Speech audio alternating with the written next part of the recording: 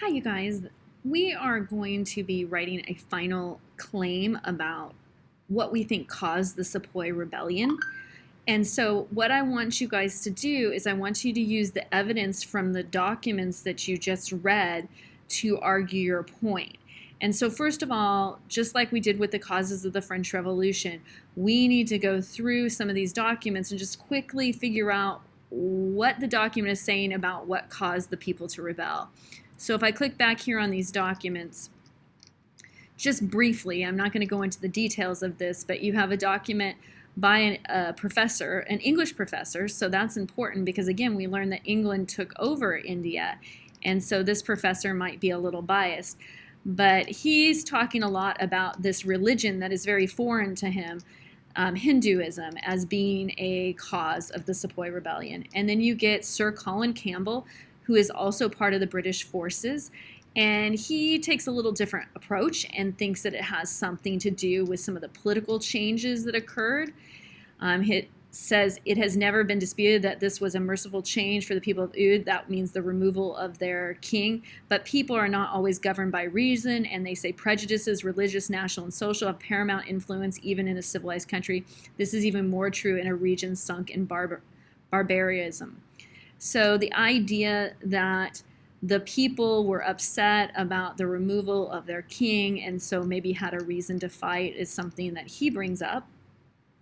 Now this, Sita Ram, was an actual Sepoy soldier. He remained loyal to the British, so he did not rebel, obviously, because if he did, he would have been dead by then. But he talks, and he's a little more in the middle, talking a little bit about how, yes, the religious stuff had been an issue, but there are some other issues as well. And so the seizure of Oud and the taking over politically was also a cause. But there's some more issues in here that he brings up. So again, you're looking for what is a cause. So we definitely see religion as a possible cause, maybe some political issues. And then you see this next person, Saeed Ahmed Khan, who is a Muslim noble and scholar. He worked with the British East India Company. He was loyal to the British, but he later blamed several British policies for these uprisings. So he's going to say, you know, Britain had a big role to play in the actual uprising. And then Joseph Coolhill is a historian, and he wrote in 2007, actually pretty recently, and he talks about his reasoning or his understanding of why the rebellion occurred. And so the company applied the doctrine to take over the town of Oud. Indians considered this to be a final outrage, so maybe like the last insult. So again, this guy is kind of going more to the political, and the reason was because of the area being taken over. So that's all of our documents. So then we go back to this handout, and what I want you to think about are what are the two main reasons why you think the Sepoy Rebellion occurred. And then you're going to say, and you can change the setup, but these are some sentence starters, that the Sepoy Rebellion was caused by blank and blank.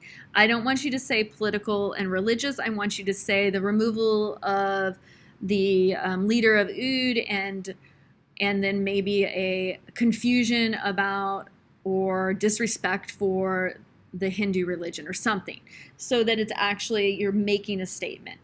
Then, like I told you with your previous documents, you always need to lead into your pieces of evidence by telling me who said it, when they said it, who they are. So give me some background, and then I want you to summarize the document. And again, I told you, if your summary is no more than a summary of the title of the document, you're not going to get credit. So no quotes. I want you to summarize what it talks about in the document. And then I want you to say how this proves that the Sepoy Rebellion was caused by this, or why you think it was one of the causes of the Sepoy Rebellion. Then go to your next piece of evidence. You can say something like, additionally, and then tell me the lead-in, the information, and then summarize the document, and then come back to how does this prove that this rebellion was caused by this event that you say it was caused by. And then the final thing is you want to do a concluding sentence. You want to restate your thesis statement. So you can say blank and blank directly led to the Sepoy Rebellion and just add on a little more. And you can say, as people got so frustrated with the British rule and the unwillingness to listen to the indigenous people, that the Indians finally rose up and had had enough. Something like that where you're bringing it together. So hopefully this will help you to complete your paragraph. I want it to be good. So make sure that you take out my sentence starters and make it look like a paragraph. There's even this thing you can do at the end, which I love, where you can highlight this column right here. Right here, you can highlight it, and then you can snakebite on your laptop, or I do a right click, and there's something that will come up called merge cells. And so you essentially will merge all of these little boxes into one, and it will allow your whole paragraph to come together.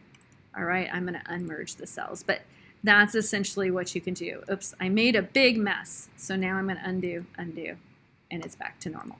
So anyway, if you want to merge the cells at the end to make it really easy for me to read your nice paragraph, that would be great. All right, good luck.